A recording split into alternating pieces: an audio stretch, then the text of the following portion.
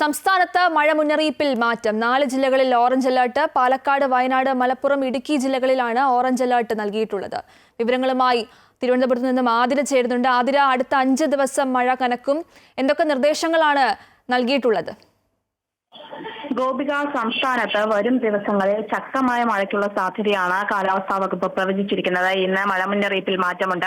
ഇന്ന് 4 ജില്ലകളിൽ orange alert പ്രഖ്യാപിച്ചിട്ടുണ്ട്. ഇടുക്കി, പാലക്കാട്, മലപ്പുറം, വയനാട് എന്നീ ജില്ലകളിലാണ് ഇന്ന് ഓറഞ്ച് അലർട്ട് പ്രഖ്യാപിച്ചിട്ടുള്ളത്. നാളെ 3 ജില്ലകളിലാണ് ഓറഞ്ച് അലർട്ട്. ഇടുക്കി, മലപ്പുറം, വയനാട് എന്നീ ജില്ലകളിൽ നാളെ ഓറഞ്ച് അലർട്ട് പ്രഖ്യാപിച്ചിട്ടുണ്ട്. 24 മണിക്കൂറിൽ ഏകദേശം 115.6 മില്ലിമീറ്റർ മുതൽ 204.4 മില്ലിമീറ്റർ വരെ മഴ ലഭിക്കുമെന്നാണ് ഇതുകൊണ്ട് അർത്ഥമാക്കുന്നത്.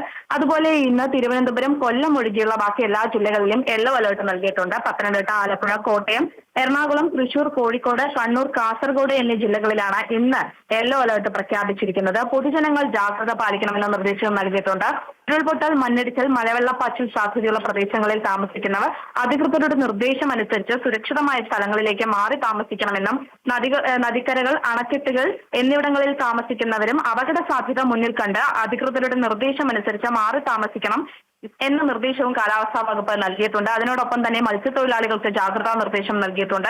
കേരള, കർണാടക, ലക്ഷദ്വീപ് തീരങ്ങളിൽ ഇന്നും നാളെയും മത്സ്യബന്ധനത്തിന് പോകരുത് എന്ന നിർദ്ദേശമാണ് കേന്ദ്ര കാലാവസ്ഥാ വകുപ്പ് നൽകിയിരിക്കുന്നത്. അതുപോലെ തന്നെ കേരളത്തിൽ ഇപ്പോൾ കണ്ണൂർ, കാസർഗോഡ് എന്നീ ജില്ലകളിൽ ഇന്ന് വൈകുന്നേരം 5:30 മുതൽ ശക്തമായിട്ടുള്ള കടലാക്രമണത്തിനും ഉയർന്ന തിരമാലയ്ക്കുമുള്ള സാധ്യത കണക്കിലെടുത്തുകൊണ്ട് തീരപ്രദേശങ്ങളിൽ താമസിക്കുന്നവരും ജാഗ്രത പാലിക്കണമെന്ന നിർദ്ദേശം നൽകിയിട്ടുണ്ട്. ഏകദേശം 3.1 മുതൽ 3.3 മീറ്റർ വരെ തിരമാലകൾ ഉയരാനുള്ള സാധ്യതയാണ് പ്രവചിച്ചിരിക്കുന്നത്.